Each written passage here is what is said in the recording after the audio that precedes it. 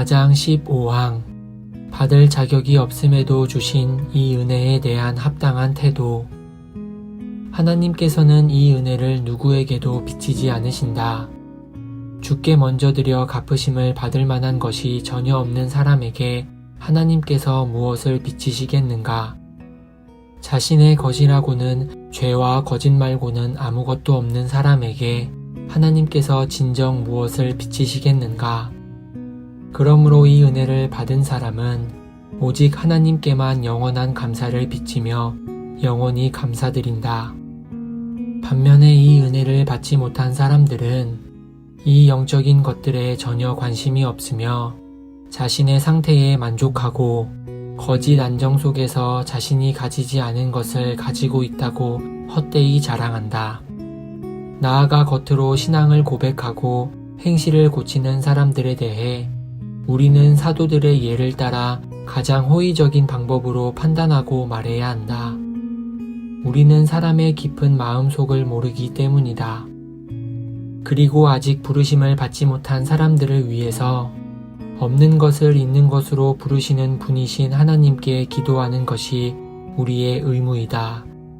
하지만 결코 우리가 자신을 스스로 남달리 구별한 것처럼 교만하게 굴어서는 안 된다. 해설입니다.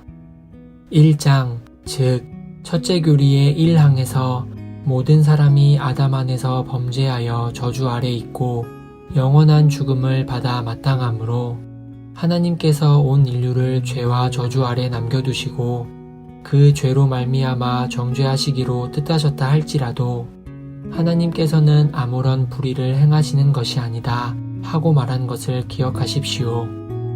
하나님께서 어떤 이들을 구원하시는 것은 오직 하나님의 은혜입니다. 하나님께서는 우리 중 아무에게도 이 은혜를 베풀어야 할 의무가 없으십니다. 이것은 우리를 낮추는 교리며 우리의 교만에 직설적으로 대항하는 교리입니다. 그러하기에 하나님의 은혜 교리는 매우 중요한 교리입니다. 모세는 이미 하나님께서 자신에게 나는 은혜 베풀 자에게 은혜를 베풀고 긍휼히 여길 자에게 긍휼을 베푸느니라 하고 출애굽기 33장 19절에서 말씀하시는 것을 들었습니다. 사도 바울은 이 말씀을 선택과 유기의 장엄한 주제를 다루는 로마서 9장 15절에서 인용했습니다. 하나님께서는 자신의 행하심에서 주권적이십니다. 우리 선조들은 주님께서 주권적으로 어떤 이들을 택하시고 어떤 이들을 거부하시는 방법에 불평하는 사람들은 그렇게 불평할 아무 근거가 없다고 말했습니다. 신조는 반면에 이 은혜를 받지 못한 사람들은 이 영적인 것들에 전혀 관심이 없으며 자신의 상태에 만족하고 거짓 안정 속에서 자신이 가지지 않은 것을 가지고 있다고 헛되이 자랑한다고 말합니다.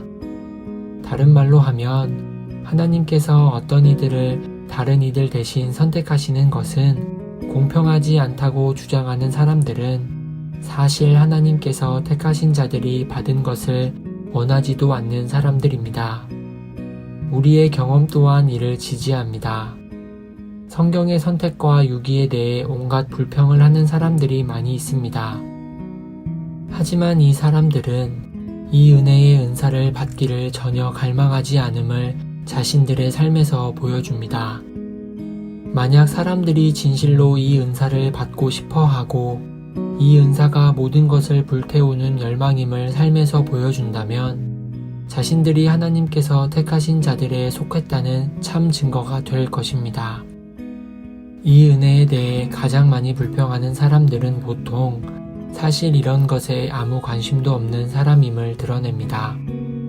이 사람들은 이 은혜들에 무관심합니다. 택함받은 자에게 주시는 은혜들이 중요하다고 생각조차 안 합니다. 이것은 우리에게 큰 교훈을 줍니다. 왜냐하면 죄인들은 변명하기를 내가 하나님을 원하더라도 유기자이기에 하나님께서 거절하실 것이라고 합니다. 아마 당신도 스스로 이 질문을 해보았을지 모릅니다. 무슨 소용인가? 이것은 전적으로 비성경적인 질문입니다. 당신의 관심사는 구원에 대해 진심으로 걱정하고 주님과 주님의 은혜를 찾으며 삶에서 가장 큰 바람은 주님께 속하는 것이며 그리스도 안에서 발견되기를 원하며 그리스도의 의로 가려져 거룩해지고 그리스도를 섬기기를 원하는 것이라고 말할 수 있다면 성경은 이런 사람들이 구원받을 것이라고 말합니다. 실제로 성경은 이런 사람들이 이미 구원받았다고 말합니다. 왜냐하면 이 사람들이 하나님께서 택하신 자에게 주시는 은사의 증거들을 보여주기에 그렇습니다. 누구든지 원하는 자는 값없이 생명수를 받으라. 요한계시록 22장 17절. 어떤 사람들은 이것이 성경의 교리와 맞지 않는다고 생각합니다. 요한계시록 22장 17절 말씀을 분석해 봅시다. 이 말씀은 예수님께서 높이 되신 주요 구원자로서 하늘에 자신의 위치에서 교회에게 말씀하신 마지막 말씀 중 하나입니다. 본성상 아무도 생명수에 관심이 없습니다. 본성상 모두 그리스도와 그리스도의 구원에 대한 일에 등을 돌립니다. 따라서 당신이 구원받기 원하는 마음이 있고 하나님을 목말라 하고 하나님과의 교제에 목말라 한다면 생명수를 마시는 것이 당신 영혼의 바람이라면 주님께서는 당신을 내어 쫓지 않으실 것입니다. 당신은 원하는 마음을 받았기 때문입니다. 따라서 당신은 원합니까? 하는 것이 질문입니다. 당신이 원한다면 하나님께서 당신으로 하여금 원하게 하신 것입니다. 원하지 않는다면 그것은 당신이 당신의 죄들을 사랑하기 때문입니다. 그리스도께로 가기를 원하지 않는다면 그것은 세상의 즐거움을 더 좋아하기 때문입니다. 당신의 주요 구원자로 그리스도의 다스리심에 복종하기를 원하지 않기 때문입니다. 이것이 성경이 가르치는 바입니다. 하나님께서 주권적이시며 긍휼히 여길 자에게 긍휼을 베푸시는 분이심은 진정 참입니다. 하지만 우리 편에서는 우리의 책임을 매우 심각하게 생각해야 합니다. 하나님께서 당신을 당신 죄들 가운데 남겨놓으실 수 있으며 이것은 하나님의 주권적인 권리입니다. 그러나 복음을 들었지만 그리스도를 믿지 않은 채로 보좌 앞에 설 사람들은 주여, 주께서 저를 진정 부르셨고 주께서 진심으로 저를 초청하셨나이다. 하지만 제가 주께로 나오지를 않았나이다. 하고 죄를 인정해야 할 것입니다.